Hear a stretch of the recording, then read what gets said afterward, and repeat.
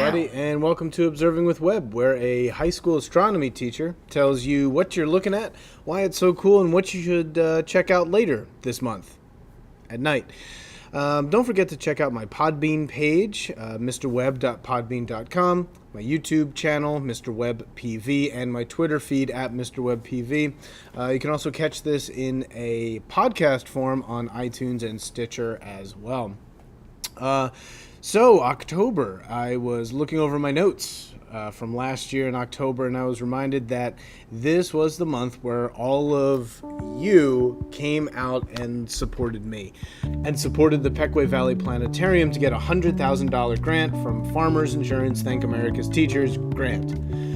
It's a year since we started voting, and things are progressing. Right now, we're kind of at a standstill, but that's good because the room is gutted, nothing is in there anymore, and we are basically just waiting for the inside dome to be manufactured and then installed, and it won't be manufactured until February because these sorts of things take time. In the near future, I'll be posting a more detailed update on the Facebook page and probably here and everywhere else. So stay tuned for that. But what about October? Well, we lose a couple planets in October, but Saturn and Venus are continuing to shine. Mars gets a little brighter and higher in the morning each morning, and mornings actually seem to be the theme of the month, as we also get some nice close encounters involving Mars and Venus, and an occultation of Regulus and the Orionid Meteor shower, all of this happening before sunrise.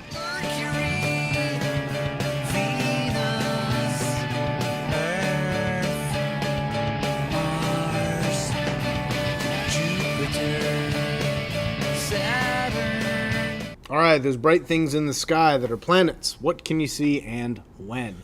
Well, let's go to October 1st and let's look to the west. You see the sun's over here, it's setting. And, could you catch Jupiter? I don't think so. That's going to be too low on the horizon. Plus, as the month progresses, it just gets closer to the sun. So don't worry about Jupiter this month. You're probably not going to be able to see it. But let's go to 7:30. And over there in the southwest, you can see Saturn. It's way out there. And how you find it is just look south-southwest after sunset once it gets dark enough. And you'll see it's between Scorpius and Sagittarius. Right in the middle there. Technically, that's in Ophiuchus, but who knows Ophiuchus? No one. But it's right there. Don't have it confused for Antares right there. But that's where it is up there. And there's Saturn. You'll have to get out before 10 p.m. at the beginning of the month and before 8:30 at the end of the month. This is probably your last chance to get a good view of Saturn with a telescope until maybe December, I think is when it comes back out as a morning star, but there it is. What other planets are out there? Well, nothing much. Now, Neptune is out there, but you need a telescope for that. So is Uranus, but you need a telescope for that. So let me keep fast forwarding through the night into October 2nd. Ceres is a dwarf planet in the asteroid belt. There we go. Venus and Mars start popping up in the east. Let's zoom in on that a little bit. Okay. So what we notice is that Venus and Mars in the beginning of the month rise up around 5:30 in the morning. Venus will be super bright, super easy to find. Mars will be dimmer and below Venus, at least for the first week. So let's take a look at what happens throughout the month with Venus and Mars. Now, if we just look in the mornings, let's look at about 6 a.m. And the next day, they're a little bit closer. And the next day, they're a little bit closer. And then the 5th is actually a really good day for a conjunction between these two. They are actually only about half a degree or a quarter of a degree apart from each other, which means you could actually get these in a nice view in your telescope. This is the closest they get for a while, and it's on the morning of October 5th. I would say if you want to figure out when to go out, I'd say after 5:30, but as close to like 5:45 as you can, because as you can see, as time goes by, it starts to become dawn, and eventually the sun rises, and even into dawn, you won't be able to see Venus. Okay, let's zoom back out and sort of see what happens to Venus and Mars throughout the month. you'll notice that Venus starts diving into the sun, or near the sun from our perspective, and Mars kind of hangs out in the same spot. By the end of the month, you don't really see much of Venus. You might be able to catch it in the morning, but Mars will be up there. Dim, visible, but kind of hard to see. You might have noticed I skipped Mercury. That's because it's, well, not visible this month because, well, it's hanging out right by the sun, right nearby, so we're not going to be able to see that. And a bunch of other stuff. So what other stuff do we have going on this month? Well, let's take a look throughout the month. Let's start with October 5th. And back in the morning, we have that close encounter between Venus and Mars I just talked about. But also going on, let's start at sunset on the 5th. We have a nice full moon right there coming up, rising in the east at sunset. It's going to be visible all night and into the morning. So the 5th is a good time to get out in the morning, but also the last quarter moon is on the 12th. You notice that the moon rises about 12:30 a.m. and it's in Gemini. You can see the left half or bottom half is lit up and moving from east to west. Now, the next couple things happen in the morning. Again, do you sense the theme? What you'll notice is I'm just sort of fast forwarding time to close to sunrise, about an hour away or so. You see the moon up here. Now, what happens is it moves down across Cancer, and then, looks like it might do something with Leo the Lion here. So let's zoom in a little bit. What we notice is it gets really close to the bright star, the brightest star in Leo, which is Regulus. And I have this set for Lancaster County right about now, 5:41, 5:42 a.m., somewhere around there. What's going to happen is the moon, the crescent part, is going to cover up Regulus. And it's going to blink out of existence, blink out of visual aid, until about, 6:41 in the morning. And you can also notice that that's kind of getting close to dawn, so it may be a little difficult to see. But for an hour, Regulus won't be visible.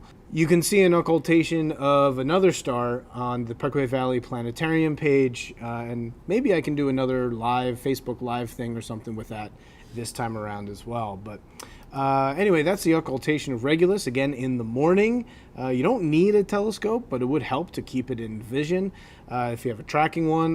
But binoculars will help anyway. Just make sure you take a lock on Regulus and the moon and just stare until it blinks out of existence.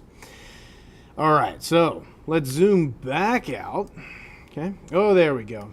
All right, now it's October 15th. Let's move one day forward. And you'll notice that the moon, Mars, and Venus are making a nice line up in the sky. The moon up at the top, Mars down here. It'll be dim, but you can see it. And bright Venus right down here. And on the 17th, they get a lot closer. In fact, the moon actually gets very close to Mars. Let me back this up just a little bit. To 6:30 in the morning, you see Mars is perfectly to the right of the moon. You might get a good picture of that if you've got a nice zoom.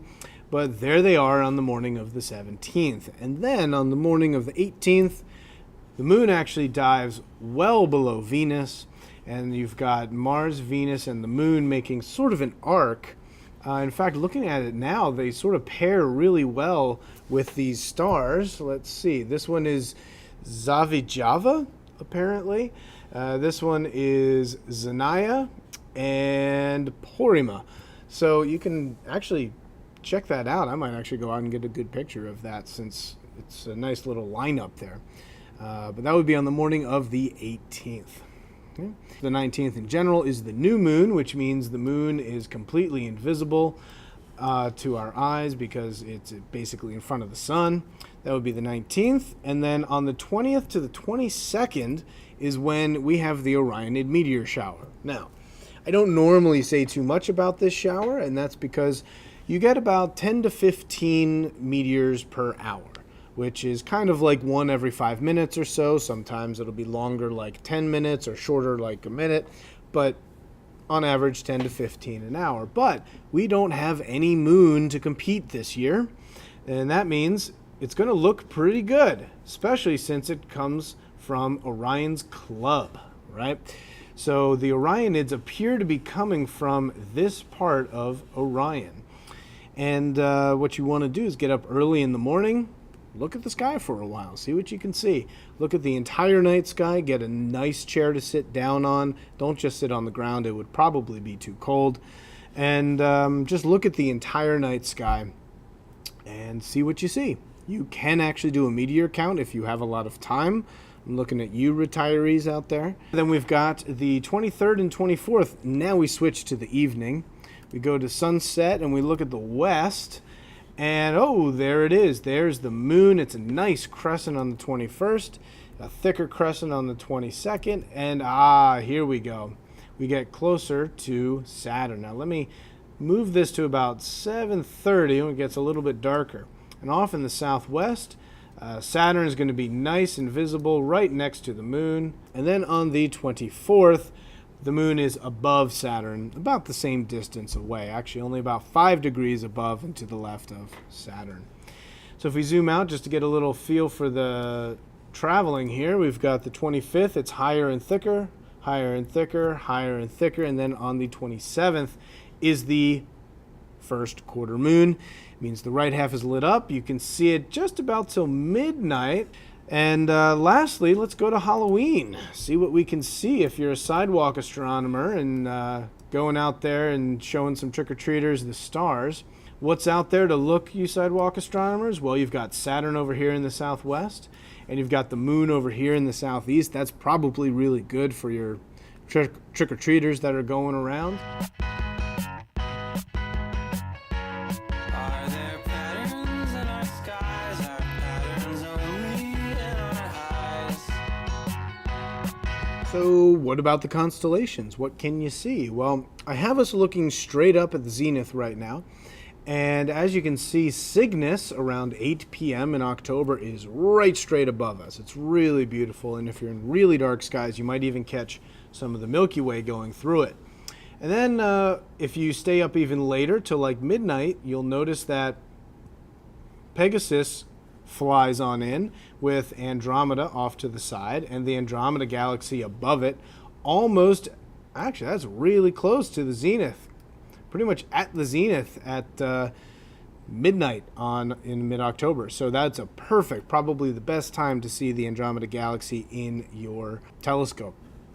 And then if you wait until the morning, you start noticing some of the winter constellations coming in, like Perseus and Auriga and Gemini. But let's say it's after sunset, and let's say you're a normal person and you don't just stare straight up at the sky, you sort of look at an angle. I'd say the thing that you're looking for is really the summer triangle is still up there in the sky. You've got Lyra the Harp, Cygnus the Swan or Northern Cross, and Aquila the Eagle. And what's going to happen is they're going to, maybe face south, they're going to move toward the west, but they're still visible, let's see, they're still visible even until midnight. And around midnight, you see Pegasus and Andromeda, like I talked about before. And you start, if you're up until midnight, you might actually get to see Orion rise up out of the east and start introducing some of those winter constellations to you. I think that's going to be it for the constellations this month. I think we're running a little low on time, but I would say, again, find the summer triangle of Cygnus, Lyra, and Aquila, with Delphinus right off to the side as well. And then go to the left of that triangle to find that great big square, which is Pegasus, with Andromeda moving off to the side of that. And with that, I would just like to wish you very clear dark skies for the entire month of October and a wonderful Halloween.